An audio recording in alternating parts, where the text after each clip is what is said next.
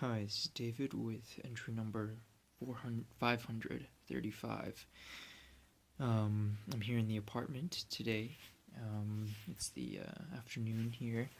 And I thought I'd just record a video just to, say that, and a couple updates, I suppose. Although I know that, actually, let me just start. Basically, my mom's coming to visit tomorrow, and she'll be here for like about a week. And it's just been dawning on me that it's been about 14, 15 months since the last time I saw her when she was here in Korea. And I just realized, how fortunate I am to have a mother that is willing to come halfway across the world to see her son. And I just realized that, I'm just a very, I shouldn't say I do feel very honored to have someone like that in my life.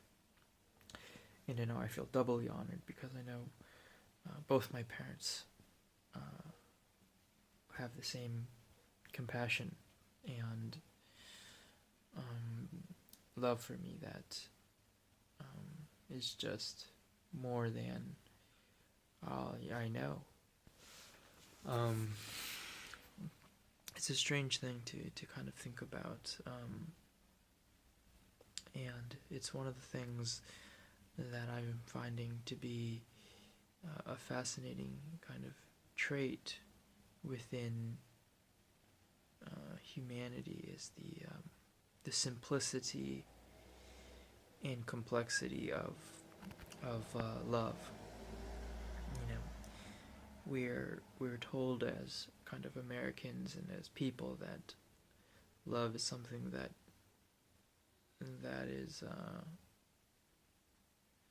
is kind of a freedom, a right, a choice, whatever it is. It's just something that is intrinsically human, right?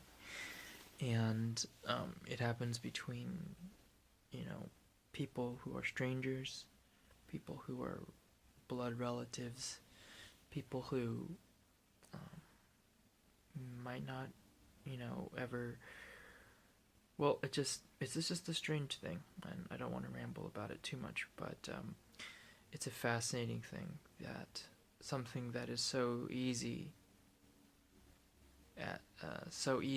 to kind of relinquish, but also so complex in its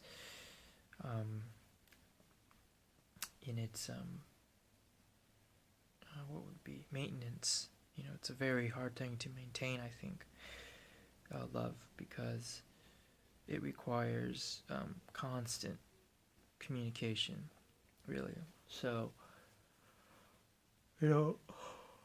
as Americans, we are told that we need to love our family, our nuclear family, especially our nuclear family. But, in some cases, that nuclear family doesn't, or the closest parts of your family don't deserve to be loved. But there's a conflict I see in a lot of people, especially adoptees, where they know that they should be loving and being respectful and honoring their parents, but they for some reason can't, because they feel like a grudge or something towards their parents for taking them away from Korea. And to me personally, that's a fairly ludicrous idea, because being here and knowing how kids go to school here and are treated and that kind of stuff, it's a much better thing to be born and raised in the U.S. It's a much better thing. And not saying that the Korean system is bad, but the amount of happiness you'll feel in the U.S. is much higher. And the quality of life is also much better. You know, sure, they have fast internet here, and the people are, whatever, but in the U.S., you get a childhood. You get something that is, that has some semblance of potential. Whereas when you're born here, you're born into it's like a quicksand. It's a pit of quicksand. You're just constantly trying to work your way back to zero. You're in quicksand, you're getting sunk down, right? And you're just trying to fight your way out of the pit to get back on dry land. You're not going above dry land. You just need to get back on dry land. And here in Korea, people are just struggling to make it to a flat line. And I don't know if that kind of resonates with people outside of here, but I know in other parts of Asia it's similar, where you've kind of lost that, or maybe not lost, but you haven't found yet that importance of being just kind of in it, in the moment. It's always striving for what's next here. Got to keep, angling and scheming and working until you've made it. And then, of course, like we've learned in America, that doesn't mean shit on your deathbed. Living a fulfilled life is what really allows you to have peace at the end. Sure, I like having things, and you need money for things, but I've learned in my 26 years or so here on Earth that it's not even close to what's important. Developing relationships with people and being okay with kind of who you are at any point in time is much more important than having a large bank account or a large salary, because those things aren't going to give you what you want.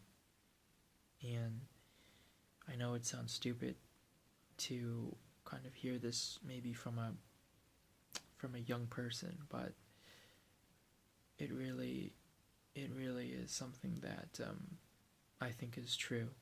I don't think very many things are true in my life. There are things I would like to be true, but I don't really know are true. But this is one thing that I believe is true, that the more you just try to attain financial and material wealth at the cost of your kind of mental and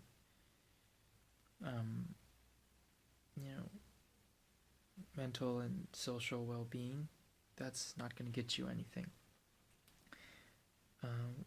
If you find a way to balance these two pieces, that's where happiness can really come into play.